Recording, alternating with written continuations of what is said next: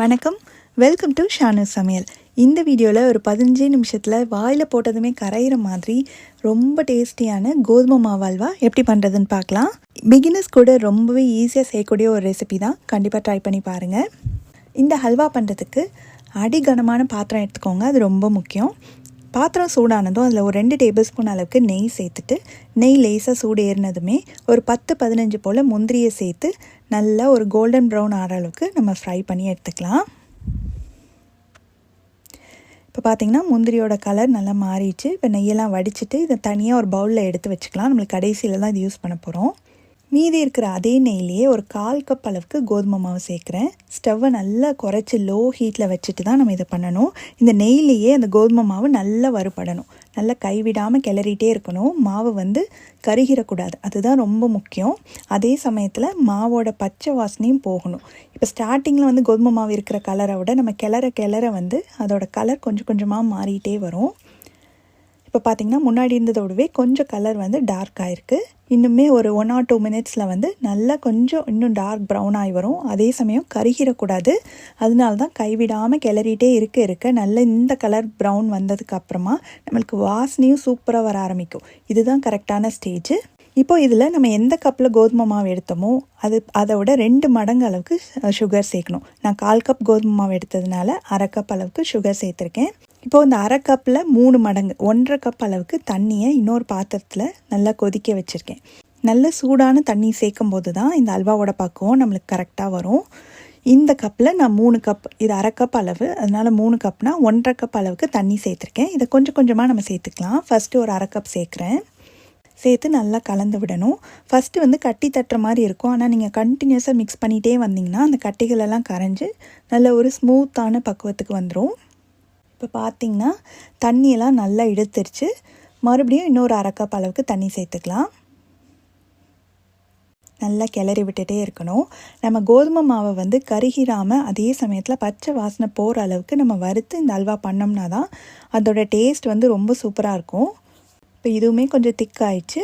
மறுபடியும் மீதி உள்ள இன்னொரு 1/2 கப் தண்ணியும் சேர்த்துடலாம். ஃபுல்லாகவே நான் கொஞ்சம் சிம்மில் வச்சு தான் இதை பண்ணணும்.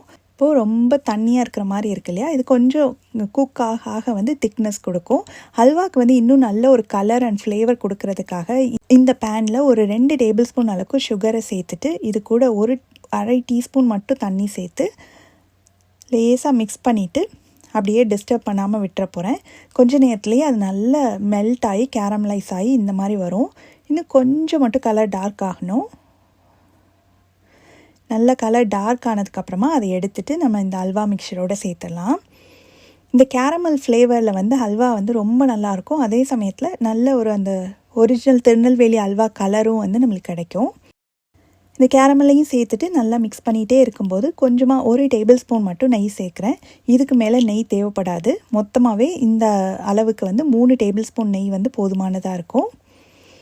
இப்போ நல்லா கிளற அந்த நெய் எல்லாம் உள்வாங்கிக்கும். இப்போ பார்த்திங்கன்னா நெய் எல்லாத்தையுமே அல்வா இழுத்துருச்சு. நம்ம கண்டினியூஸாக மிக்ஸ் பண்ணிகிட்டே இருக்க பார்த்திங்கன்னா நம்ம சேர்த்துருக்க நெய்யெல்லாம் ஓரத்தில் லைட்டாக கசிஞ்சு வர ஆரம்பிக்கும். அந்த ஸ்டேஜ்லேருந்து தான் நம்மளுக்கு அல்வா பக்குவம் வர ஆரம்பிக்கும். கைவிடாமல் மட்டும் நம்ம கிளறிட்டே இருக்கணும். அப்போ தான் அடியில் எதுவும் பிடிக்காமல் நம்மளுக்கு மொத்தமாக ஒன்று போல் வெந்து அல்வா பக்குவம் கிடைக்கும். இப்போ பார்த்திங்கன்னா முன்னாடி இருந்ததை விடவே நல்லா ஒன்றா சேர்ந்து வர ஆரம்பிச்சிருச்சு பாருங்கள். கொஞ்ச நேரத்துலேயே நம்மளுக்கு இந்த ஓரத்தில் பார்த்திங்கன்னா நம்ம சேர்த்த நெய்யெல்லாம் கசிஞ்சு வர ஆரம்பிக்கும். ஹல்வா எல்லாம் ஒன்றா திரண்டு வருது பாருங்கள். ஓரத்துலலாம் நெய்யும் கொஞ்சம் கொஞ்சமாக பிரிஞ்சு வர ஆரம்பிக்குது. ஆல்மோஸ்ட் நம்மளுக்கு அல்வா ரெடி ஆக போகுது.